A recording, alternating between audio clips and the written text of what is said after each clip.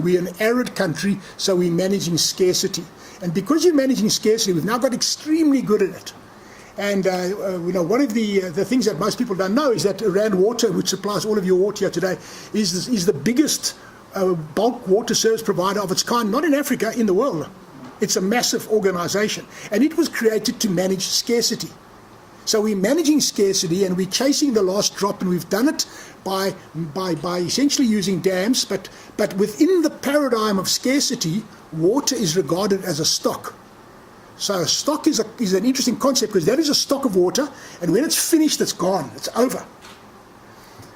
I would suggest to you that the day zero crisis in Cape Town has taken us to the point where we can no longer go any further with our paradigm of scarcity.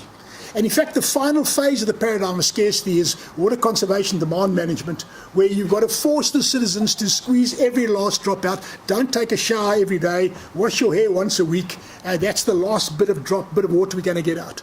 And the political backlash coming from that is of such a magnitude that I believe it's going to fundamentally change the architecture of governance of water in the very, very near future. That's my personal belief. It's an opinion, not a fact yet, it's an opinion. So what we need to do instead now is to reach out and understand the physics and chemistry of water better. We've now got some of the top brains in the world, thousands of them working on it. We understand the physics and chemistry of water, I would say, collectively very well. And water is not a stock. Simple as that. Water is not a stock. Water is a flux. A flux moves in time and space. Water is not a finite resource. It is an infinitely renewable resource. We actually don't have a water problem.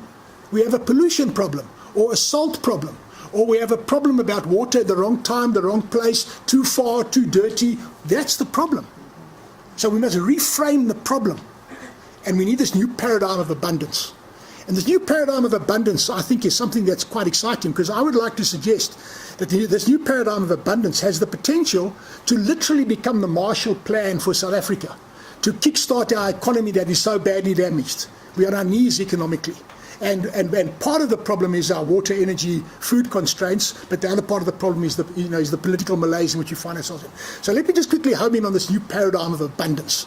The new paradigm of abundance is based on the assumption, we know factually, technically, water is a flux, moves in time and space, therefore it is infinitely renewable. So it stands like all good things on three legs. Anything on three legs is solid. So the three legs on which this stands is the following. Leg number one, the low-hanging fruit, the recovery of water from waste.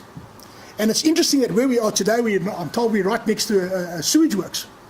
Now, here you have the recovery of water from waste. Quite amazing, okay? The technology has advanced, and I won't talk about all the technologies now, but that's our first thing that we have to do. We have to recover water from waste, and we have to put time and energy and effort and technology into that. The second thing that we have to do is we have to remove salt where it's relevant. Now, where salt is relevant in South Africa is two places. The mining areas, either the coal fields of Mpumalanga or the gold fields, where we are here today, where we've got significant sums of volumes of water, all of which are polluted in some way, either by sulfate, acidic water, high levels of salt, and we have to desalinate that water. Just one of the mining basins in the Witwatersrand produces 120 megalitres of water per day. 120 million litres of highly saline water per day, right on our doorstep here. At the moment, that water is going into our rivers, it's causing a build-up of salinity in the Vaal River, and for that reason, we're releasing water from the Lesotho Highlands to dilute the salinity.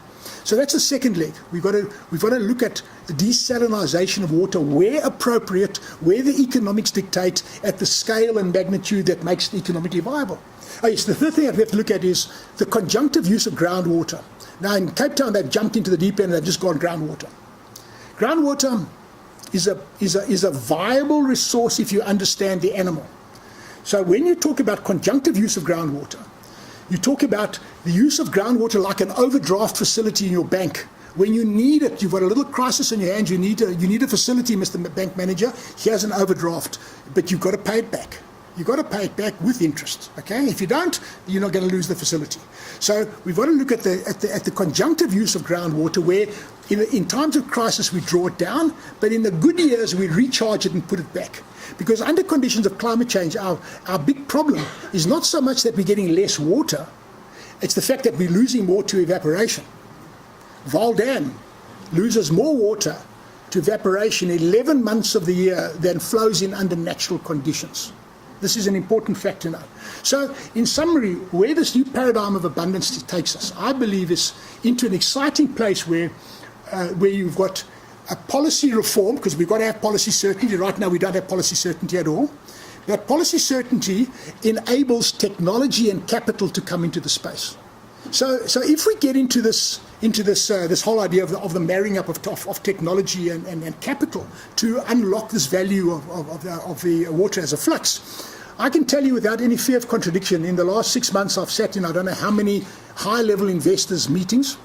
One investor said, here's 2 billion rand you can have tomorrow if you can bring me a bankable water project. Another fund I'm involved in right now is looking at raising 10 billion rand with an upper ceiling of possibly 100 billion rand.